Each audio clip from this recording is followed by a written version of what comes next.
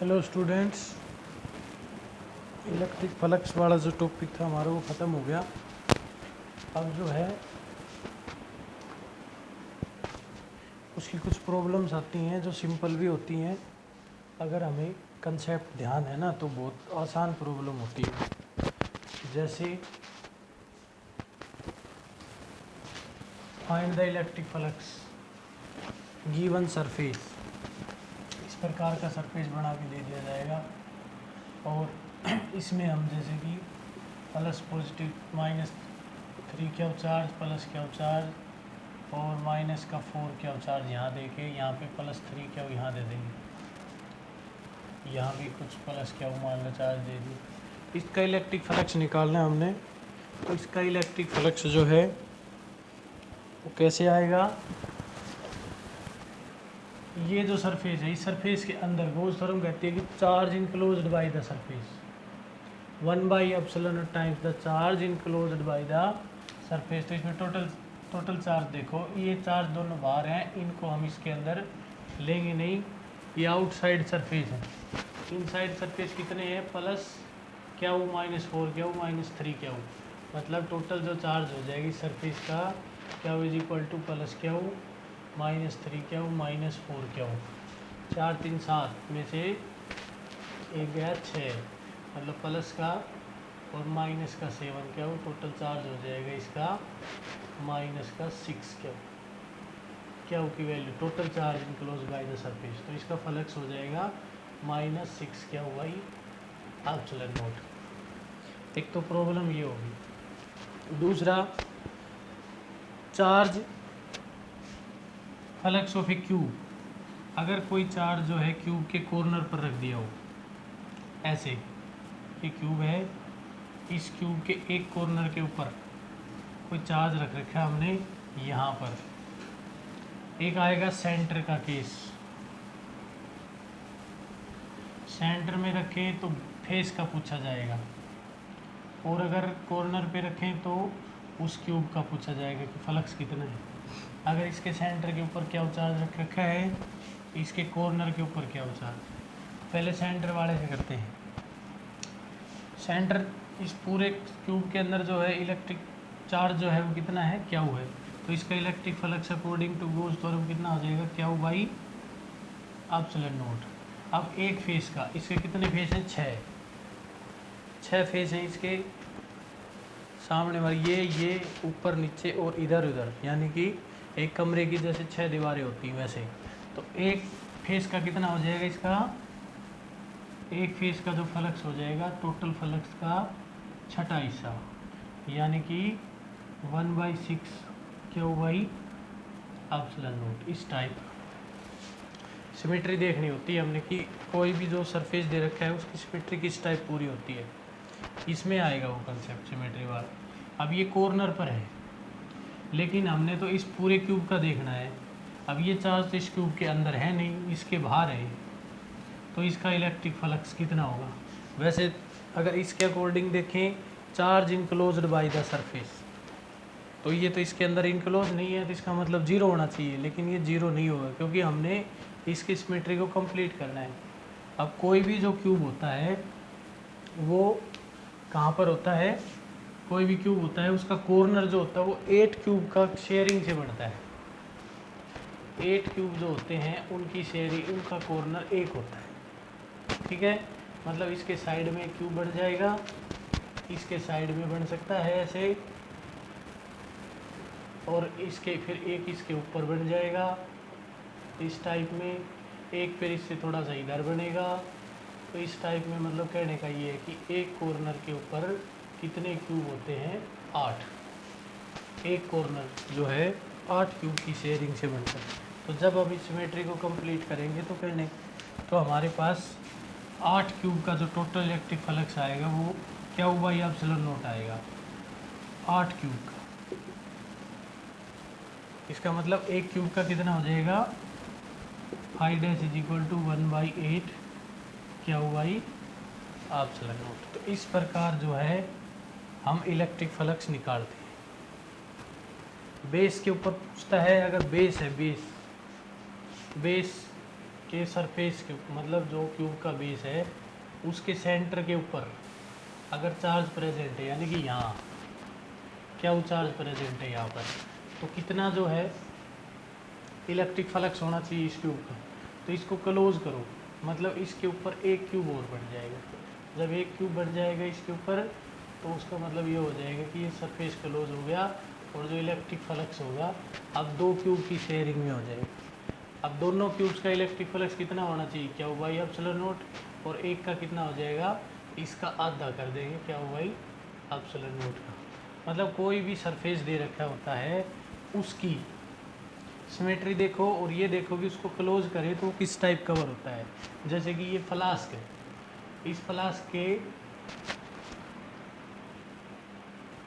मतलब ये फ्लास्क बना दिया हमने, इस फ्लास्क के यहाँ ये या कोई सिलेंडर है इसके फेस के ऊपर जो है हमने चार्ज रख दिया। इसको कंप्लीट करेंगे इलेक्ट्रिक फ्लक्स निकालने के लिए। तो इसका मतलब इसको कंप्लीट करें तो इसके ऊपर एक और फ्लास्क ऐसे ही रिवर्स करके रख दी जाएगी। तो अब ये दो फ्लास्क के बीच के अंदर क्लोज हो गया तो टोटल इलेक्ट्रिक फ्लक्स होना चाहिए, क्या हुआ एप्सिलॉन नोट। लेकिन एक फ्लास्क का कितना हो जाएगा फिर 1/2, क्या हुआ बाई एप्सिलॉन नोट। मतलब कहने का ये है कि सिमेट्री देखो सरफेस की, चार्ज कहाँ पर प्रेजेंट है, अगर बिल्कुल उसके क्लोज में है तो ऐसे, और अगर उसके बाहर है तो उसके फेस पे है तो उसको क्लोज करके देखो कि कितने सरफेसेज किस टाइप की सिमेट्री बन रही है। इसके बाद जैसे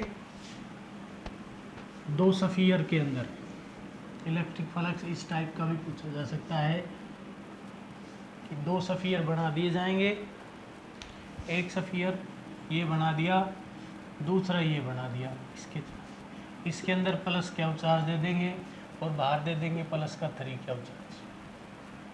अब इनके फ्लक्स का रेशो, जब अंदर वाले सफ़ियर का S1 सफ़ियर है, ये S2 सफ़ियर है, S1 सफ़ियर का इलेक्ट्रिक फ्लक्स अगर देखना चाहें तो S1 के अंदर कितना चार्ज है प्लस क्यों, तो S1 का जो इलेक्ट्रिक फ्लक्स होगा φ1 वो हो जाएगा क्या बाई एप्सिलॉन नोट। अगर देखें हम बाहर वाले का S2 का, तो उसके अंदर ये चार्ज भी है और ये चार्ज भी है, दोनों चार्ज इसके अंदर ही है। तो इसका मतलब ये हुआ कि जो S2 का इलेक्ट्रिक फ्लक्स होगा φ2 वो कितना हो जाएगा 3 और 1 4, और क्या हुआ ये एप्सिलॉन नोट। कई बार इसके बीच में इलेक्ट्रिक मीडियम डाल दिया जाता है या इसके बीच में किसी डाइलेक्ट्रिक कांस्टेंट का मीडियम डाल दिया, मतलब यहाँ पर तो S1 का इलेक्ट्रिक फ्लक्स है वो सफ़ियर है, उसमें हमने K1 डाइलेक्ट्रिक कांस्टेंट का मीडियम डाल दिया, इसका डाइलेक्ट्रिक कांस्टेंट डाल दिया K1, यह इसकी परमिटिविटी डाल दी जाएगी ER, इस प्रकार करके। तो यहाँ पर फाई की जगह K फाई E नोट की जगह K E नोट हो जाएगा। मतलब जो पहले का जो फ्लक्स है वो क्या चार्ज तो उतना ही रहेगा, लेकिन इलेक्ट्रिक फ्लक्स इसका कितना हो जाएगा अभी K टाइम हो जाएगा परमिटिविटी का। ये जो डाइलेक्ट्रिक कांस्टेंट है K, इसका K टाइम या E एप्सिलॉन परमिट ER करके दे रखी है, तो क्या हुआ अपॉन ER E नोट। इनका रेशियो भी पूछा जा सकता है, बाहर वाले सफ़ियर का अंदर वाले सफ़ियर का फ्लक्स का रेशियो कितना है। तो ये सारा डिपेंड करता है किसके ऊपर, सिचुएशन के ऊपर। लेकिन मेन कंसेप्ट यही है कि फ्लक्स जो टोटल होता है वो total charge enclosed bye the surface, और उसको किससे डिवाइड करना हमने, permittivity of the medium. Vacuum है तो एप्सिलॉन नोट आ जाएगी, और वैक्यूम नहीं है तो उसकी परमिटिविटी गिवन मिलेगी, डाइलेक्ट्रिक कांस्टेंट मिलेगा, उसको मल्टीप्लाई करना। ये हो गया हमारा इलेक्ट्रिक फ्लक्स के शेप के ऊपर। अब जो है कुछ कंसेप्ट इस टाइप के होते हैं, जैसे कि एक्स वाई एक्सिस के ऊपर क्यूब बना दिया हमने, एक्स वाई और जेड एक्सिस के ऊपर, और चार्ज निकालना है, इलेक्ट्रिक फील्ड इंटेंसिटी दे दी। जैसे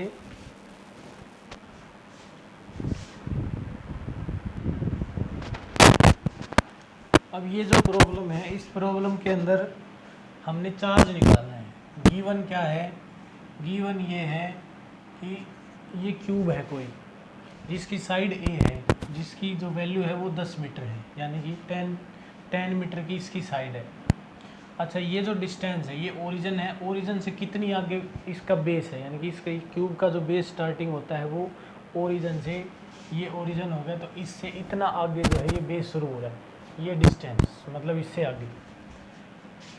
इलेक्ट्रिक फील्ड दे दिया, इलेक्ट्रिक फील्ड की डायरेक्शन दे दी इसने, एक्स एक्सिस का जो इलेक्ट्रिक फील्ड है वो अल्फा एक्स के बराबर है, ई वाई जीरो है, ई जेड जीरो है, यानी कि वाई एक्सिस और जेड एक्सिस की तरफ इलेक्ट्रिक फील्ड की डायरेक्शन नहीं है। इलेक्ट्रिक फील्ड जो है वो कौन सी डायरेक्शन की तरफ है, वो एक्स एक्सिस की तरफ है। अब हमने इस क्यूब का टोटल फ्लक्स निकालना है, टोटल चार्ज निकालना है। तो इस केसेस, इस टाइप के केसेस के अंदर ये क्यूब की जगह कोई सिलेंडर भी हो सकता है, मतलब ये ऐसे भी हो सकता है, और कोई सरफेस भी हो सकता है, मतलब हमें सिमेट्री पता होनी चाहिए, बस कंसेप्ट क्लियर होना चाहिए। तो इसमें क्या करना है हमने कि इलेक्ट्रिक फील्ड, जो फील्ड की जो डायरेक्शन है वो एक्स एक्सिस की तरफ है, अब वाई एक्सिस की तरफ कोई फील्ड नहीं है, ई वाई की वैल्यू जीरो है। तो इसका मतलब ये हुआ कि जो वाई एक्सिस, जो सरफेसेस वाई और जेड प्लेन में होंगे वही इलेक्ट्रिक फील्ड इंटेंसिटी के परपेंडिकुलर होंगे। बाकी एक्स वाई वाला और वाई जेड वाला, जो एक्स जेड वाला जो सरफेस है ऊपर वाला और साइडों वाला, मतलब ऐसे। अब हमारे पास एक्स एक्सिस है, तो सिर्फ ये दो सरफेस जो हैं इनमें से ही इलेक्ट्रिक फील्ड इंटेंसिटी पास हो रही है, मतलब इलेक्ट्रिक फील्ड लाइंस जो हैं इसमें से पास हो रही हैं इसी डायरेक्शन में। बाकी ना तो ऊपर की तरफ इलेक्ट्रिक फील्ड है और ना ये जो सरफेस है उनमें से पास हो रही है, और फिर उनकी वैल्यू जीरो है तो नॉर्मल भी इनके परपेंडिकुलर हो जाएगा। मतलब हम इस ऊपर वाले सरफेस का अगर इलेक्ट्रिक फ्लक्स निकालना चाहें ऊपर वाले का, तो उसके लिए अगर मान लेते हैं हम फाइव वाई मान ले लें उसको, तो फाइव वाई की वैल्यू क्या हो जाएगी, अब ये वाई एक्सिस है तो इलेक्ट्रिक फील्ड होना चाहिए ई वाई, और इस फ्लक्स का नॉर्मल भी वाई की तरफ होगा, तो वाई की तरफ है तो दोनों के बीच में जो है इस सरफेस का area a square n A square, ये डायरेक्शन होगी नॉर्मल की, एरिया वेक्टर की, ये उसका मैग्नीट्यूड होगा, ये इलेक्ट्रिक फील्ड हो गया n a y square, n e y dot N A square, मतलब e y a square cos 0 degree. अब इसका मतलब ये हुआ कि कोस 0 डिग्री ये तो हो गया, लेकिन ई वाई की वैल्यू 0 है तो फाई वैसे 0 हो गया। इसी तरह ई जेड वाला सरफेस है, उसकी इलेक्ट्रिक फील्ड इंटेंसिटी 0 है, तो जो जेड एक्सिस की तरफ जो सरफेस है, मतलब जिनमें से जेड एक्सिस पास हो रही है, यानी कि एक्स वाई प्लेन वाला, उसका भी इलेक्ट्रिक फ्लक्स क्या हो जाएगा, 0, दोनों तरफ, इधर भी और उधर भी।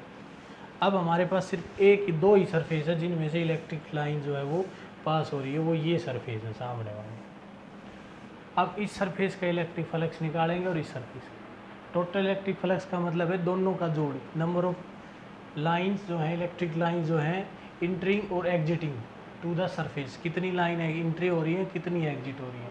अब क्योंकि यहाँ पर अल्फा की वैल्यू दे रखी है, इलेक्ट्रिक फील्ड की वैल्यू दे रखी है अल्फा एक्स, और अल्फा की जो वैल्यू है वो हमने इसके साथ ही अल्फा की वैल्यू दे रखी 100 न्यूटन पर कूलम मीटर, मतलब अल्फा की वैल्यू ये पुट करनी है, और एक्स की वैल्यू जब इस बेस का, इस सरफेस को देखेंगे, पहले वाले सरफेस को, पहले वाला सरफेस ओरिजिन से ए मीटर की डिस्टेंस पर है, ओरिजिन से ए मीटर की डिस्टेंस पर है, तो इसका मतलब एक्स की वैल्यू यहाँ पर रखी जाएगी ए, और जो दूसरा सरफेस है वो ए साइड है इसकी, ए डिस्टेंस ये होगी, ए ये होगी, तो इसका मतलब दूसरा जो सरफेस है उसकी डिस्टेंस होगी 2a, यानी कि x की वैल्यू पहले सरफेस के लिए a लेनी है इस सरफेस के लिए, और इस सरफेस के लिए लेनी है 2a, और electric flux only x axis की तरफ वाले सरफेस की तरफ होगा,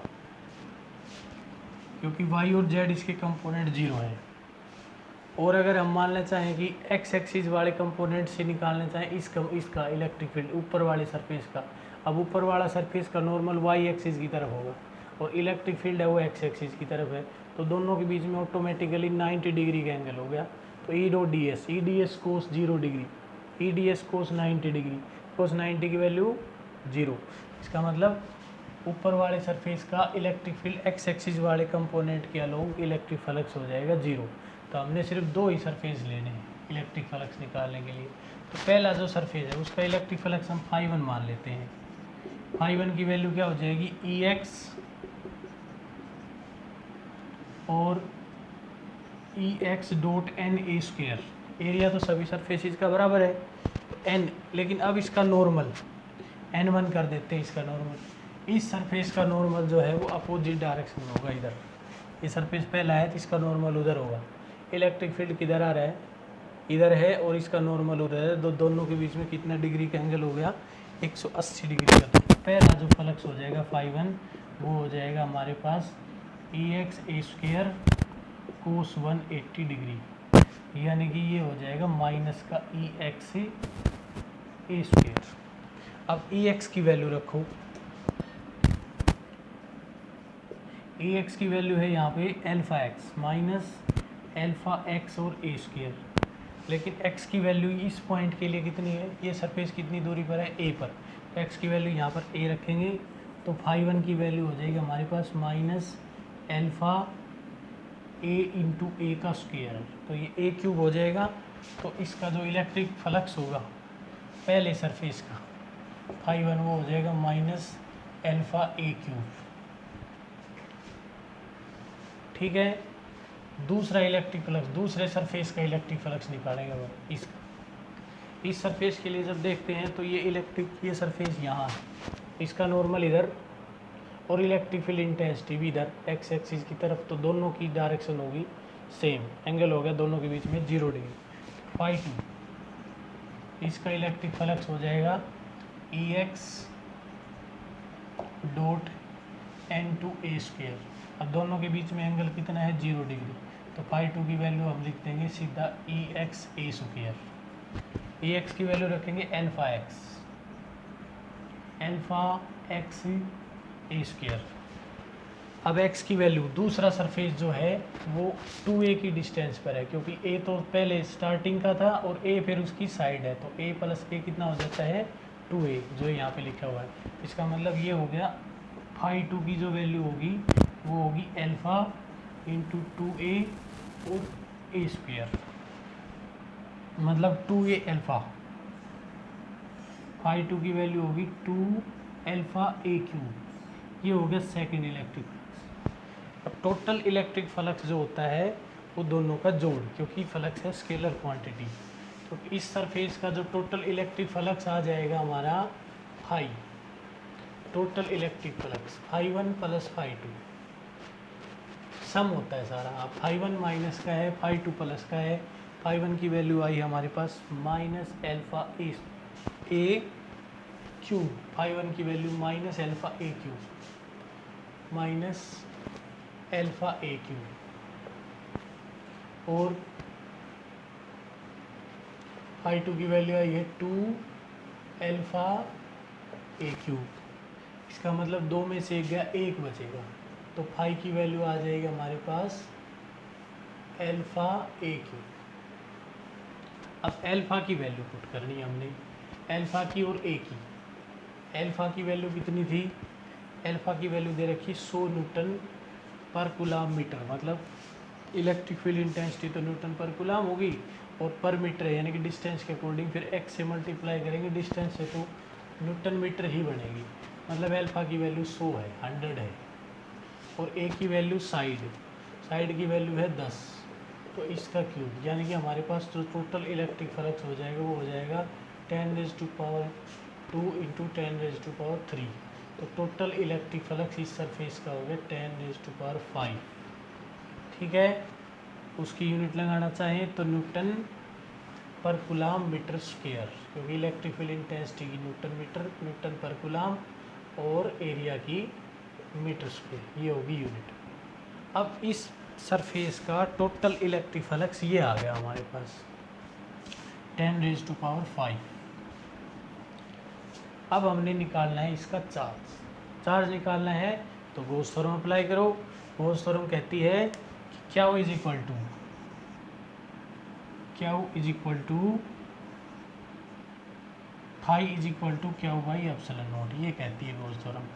तो इसका मतलब Q इज इक्वल टू कितना हो जाएगा, ε0 इंटू फाई, ये मल्टीप्लाई हो जाएगा। इस सरफेस का जो टोटल इलेक्ट्रिक फ्लक्स था वो आया था, और गॉस थ्योरम के according phi is equal to Q/ε0, तो इसका मतलब Q is equal to ε0 into phi, इसको ε0 से मल्टीप्लाई कर देंगे बस इसको, फाई हमारे पास आ जाएगा total charge enclosed by the cube. Similarly हमने सिलेंडर वाला एग्जांपल बताया था, उसके अंदर पहला सरफेस x की वैल्यू तो ये पहले सरफेस के लिए एक्स की वैल्यू यहाँ डिस्टेंस हो जाएगी और दूसरे वैल्यू जो है वो हो जाएगी दूसरे सर के लिए ये प्लस में सिलेंडर की लेंथ। इस टाइप के न्यूमेरिकल भी आ जाते हैं इलेक्ट्रिक फ्लक्स निकालने के लिए। एक दो प्रॉब्लम इस टाइप की और होती हैं।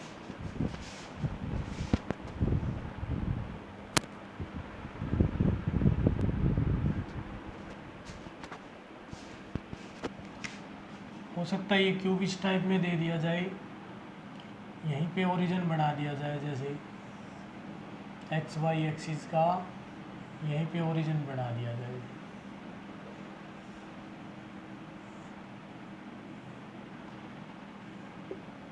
ये ओरिजिन मतलब यहीं पर है और इलेक्ट्रिक फील्ड इंटेंसिटी मान लो दे दी जाए इसकी, जैसे ये दे दिया कि इसकी side a is equal to 10 metre है और इलेक्ट्रिक फील्ड इंटेंसिटी की वैल्यू दे दी इन्होंने 2x आई लगा दिया। तो इसका मतलब ये हुआ कि इलेक्ट्रिक फील्ड इंटेंसिटी जो है वो एक्स एक्सिस की तरफ, ना तो इस रीजन के अंदर y की तरफ है ना z की तरफ है, क्योंकि I किसका यूनिट वेक्टर होता है एक्स एक्सिस। इसका टोटल इलेक्ट्रिक फ्लक्स निकालना है, टोटल चार्ज निकालना है तो बिल्कुल सिंपल है, क्योंकि ये जो सरफेस है electric field intensity x axis की तरफ है तो y इस सरफेस का, ऊपर वाले सरफेस का, नीचे वाले का, सामने वाले का इलेक्ट्रिक फ्लक्स हो जाएगा 0, क्योंकि ऊपर वाले सरफेस का नॉर्मल y एक्सिस की तरफ होगा, electric field intensity x axis की तरफ है। इसी तरह जो अंदर वाला सरफेस है उसका नॉर्मल जो होगा वो z एक्सिस की तरफ होगा, इलेक्ट्रिक फील्ड इंटेंसिटी जो है वो एक्स एक्सिस की तरफ है, तो 90 डिग्री का एंगल मतलब ऐसे इस प्रकार। लेकिन एक्स एक्सिस वाले सरफेसेस जो हैं, ये सरफेस और ये सरफेस दोनों का नॉर्मल एक का इधर होगा और एक का इधर होगा। लेकिन अब यहाँ पर इसकी बात करते हैं, इलेक्ट्रिक फील्ड इंटेंसिटी 2xi दे रखी है, तो इस पॉइंट का ये जो सरफेस है ये तो ओरिजिन पर ही है, इसका कोऑर्डिनेट तो 0 0 0 है और इसका कोऑर्डिनेट है हमारे पास, इस सरफेस का जो कोऑर्डिनेट है वो है a 0 0 मतलब साइड। तो इसके लिए यहाँ पर इलेक्ट्रिक फील्ड इंटेंसिटी की वैल्यू जो है वो कितनी हो जाएगी, E1 की वैल्यू x की वैल्यू 0 करेंगे तो 2 × 0 यानी कि 0 हो जाएगी। और यहाँ पर इलेक्ट्रिक फील्ड इंटेंसिटी निकालेंगे E2 तो उसकी वैल्यू हो जाएगी हमारे पास 2 और x की वैल्यू यहाँ पर a के बराबर है a। अब a की वैल्यू हमने 10 ले रखी है तो 2 × 10 यानी कि इलेक्ट्रिक फील्ड इंटेंसिटी यहाँ पे हो जाएगी 20 न्यूटन पर कूलम। ये E2 हो गया और ये E1 हो गया 0 न्यूटन पर कूलम, 0 न्यूटन पर कूलम। अब इलेक्ट्रिक फ्लक्स, इस सरफेस का इलेक्ट्रिक फ्लक्स इस सरफेस का, इसके लिए तो इलेक्ट्रिक फील्ड इंटेंसिटी 0 है, लेकिन फिर भी अगर हम पूरा कंसेप्ट लगाएं तो φ1 इज इक्वल टू हो जाएगा E1 डॉट N1a यानी कि इसका एरिया। अब उसके लिए इसका नॉर्मल अपोजिट होगा, इधर होगा इस सरफेस का नॉर्मल, इसका मतलब दोनों के बीच में इलेक्ट्रिक फील्ड इंटेंसिटी इधर है, इसका नॉर्मल इधर है, इसका नॉर्मल इधर है, तो इसके साथ जो है इसका 180 डिग्री का एंगल बना है। तो 180 डिग्री का एंगल क्या कहता है, यानी कि E1 और a और कोस a का स्क्वायर एरिया, a स्क्वायर बनाना पड़ेगा भाई एरिया, तो ये बन जाएगा 180 डिग्री। लेकिन E1 की वैल्यू 0 है तो 0 और a स्क्वायर और कोस 180 का मान -1, यानी कि टोटल वैल्यू जो है इलेक्ट्रिक फ्लक्स की 0 हो जाएगी। कहाँ पर, इस सरफेस। ठीक है, ये समझाने के लिए है। कम्पिटिटिव एग्जाम में तो सीधे एंगल वगैरह एरिया देखो, कंपोनेंट देखो और 0 बनता है तो 0 ही करो। ठीक है, ये तो एक्सप्लेन करने के लिए कि इसका नॉर्मल इधर है, इलेक्ट्रिक फील्ड इधर है, एंगल 180 डिग्री है। अब फील्ड की वैल्यू 0 है तो ये 0 होगा इसका फ्लक्स। इस पॉइंट के ऊपर जो इलेक्ट्रिक फ्लक्स है वो बन जाएगा हमारे पास कितना, φ2, और φ2 की वैल्यू क्या होगी, φ2 हो जाएगा हमारे पास E2 डॉट N2 और a square area. Phi is equal to, phi का फार्मूला होता है E डॉट NdS, तो ds एरिया होगा, ये नॉर्मल होगा, ये इलेक्ट्रिक फील्ड होगा। तो ये रखे हमने E2 N2 a square. E2 की वैल्यू आई थी हमारे पास 20, N2 नॉर्मल था, एरिया स्क्वायर, एरिया का स्क्वायर, साइड की वैल्यू 10 मीटर दे रखी है तो एरिया कितना हो गया, a का स्क्वायर कितना हो गया 100, साइड का स्क्वायर, तो ये हो गया। और कोस 0 डिग्री बनेगा। cos 0 डिग्री की वैल्यू 1 होती है, इसका मतलब इलेक्ट्रिक फ्लक्स हो जाएगा हमारे पास 20 × 100 यानी कि न्यूटन पर कूलाम मीटर स्क्वायर, ये हो गया। अब इसमें 2000 होगा मतलब इलेक्ट्रिक फ्लक्स इसका। अब इसका चार्ज निकालना पड़े। टोटल इलेक्ट्रिक फ्लक्स φ1 जमा φ2। अब φ1 की तो वैल्यू 0 थी, इसलिए टोटल इलेक्ट्रिक फ्लक्स जो है फाई की वैल्यू हो जाएगी 2000। ठीक है, न्यूटन मीटर स्क्वायर पर कूलाम। अब हमने निकालना है चार्ज। चार्ज निकालना तो भाई कंसेप्ट क्या हो भाई, epsilon naught. Phi is equal to क्या हुआ भाई, एप्सिलॉन। इसका मतलब क्या हो, is equal to epsilon into phi. इस टाइप ऐसे भी हो सकता है ओरिजिन के ऊपर। दूसरा प्रॉब्लम जो है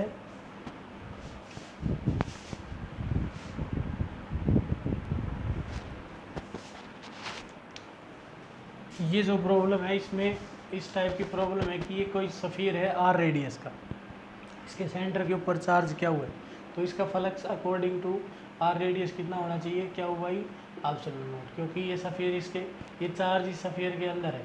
फिर ये पगल बनाने के लिए कंसेप्ट पूछा जा सकता है कि अगर इस रेडियस को आधा कर दिया जाए या इस रेडियस को डबल कर दिया जाए, इसके सेंटर के ऊपर चार्ज था या इसके सरफेस के ऊपर चार्ज है, अगर इसके रेडियस को आधा कर देंगे तो भी ये चार्ज तो उतना ही रहना है, चार्ज के ऊपर तो कोई फ़र्क नहीं पड़ना।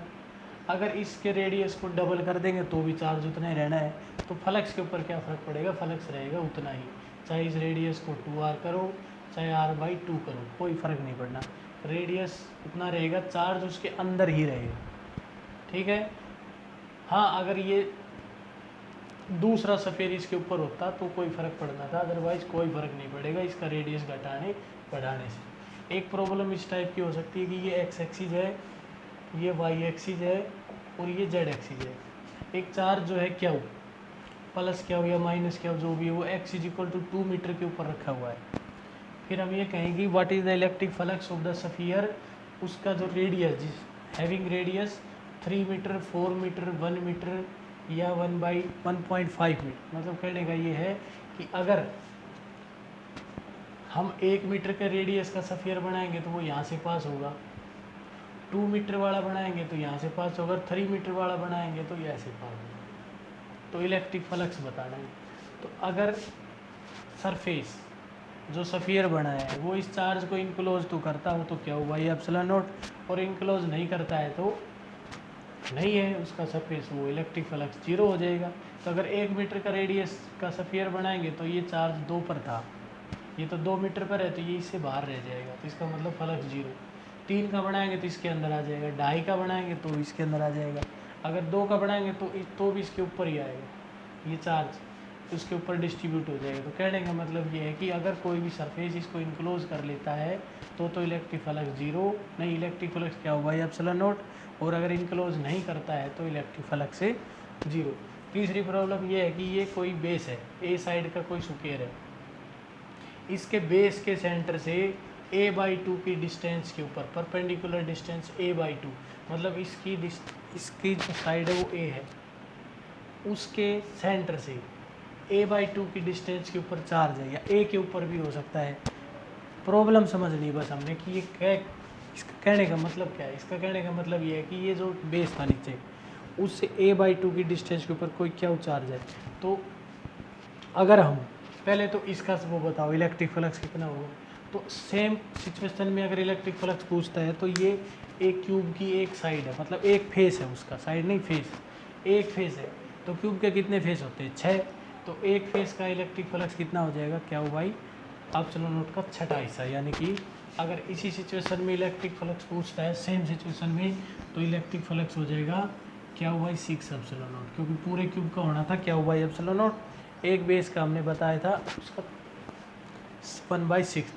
इसके बाद अगर ये कहता है कि इस साइड को, इस पॉइंट को हम ए पर ले जाएं, इस साइड को डबल कर दें तो कितना इलेक्ट्रिक फ्लक्स होगा, तो भी इतना ही होगा, क्योंकि साइड हमने 2a कर दी।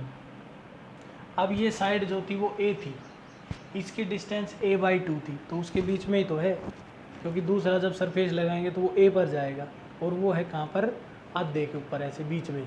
इसका मतलब ये हुआ कि वो इसके अंदर ही है, पूरे क्यूब के अंदर।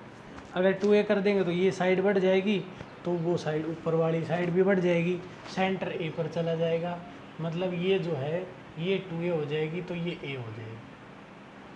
लेकिन ये चार्ज इसके अंदर ही रहेगा, तो अंदर ही रहेगा, तो इलेक्ट्रिक फ्लक्स एक फेज का पूछे तो क्या होगा, ये एप्सिलॉन नॉट का 6 टाइम 1/6 टाइम, और अगर पूछे पूरे का तो क्या होगा, एप्सिलॉन नॉट ही बनेगा। इसको सिमेट्री को क्लोज करेंगे तो मतलब हमने ये देखना है कि चार्ज की पोजीशन कहाँ है। अगर सरफेस के अंदर ही रहती है, ज़रूरी नहीं है कि ये सेंटर पर ही हो, चार्ज सरफेस के अंदर आना चाहिए, यानी कि क्यूब के अंदर क्लोज होना चाहिए वो। उसमें हमने a/2 की डिस्टेंस ज़रूरी नहीं है कि a/2 पर ही हो। चार्ज जो है क्यूब के अंदर सेंटर पर होने की बजाय क्या वो चार्ज यहाँ पर भी हो सकता है, लेकिन ये इसके अंदर है, यहाँ पर भी हो सकता है। अगर अंदर है तो इलेक्ट्रिक फ्लक्स जो है क्या हुआ ही, एप्सिलॉन नॉट होना है, बाहर है तो जीरो हो जाएगा। तो इस प्रकार जो है इलेक्ट्रिक फ्लक्स की प्रॉब्लम आती है, बिल्कुल सिंपल आती हैं। कंसेप्ट क्लियर होना चाहिए। Phi is equal to e dot n d s, यानी कि ई की डायरेक्शन देखनी है, एरिया के नॉर्मल की डायरेक्शन देखनी है, ठीक है।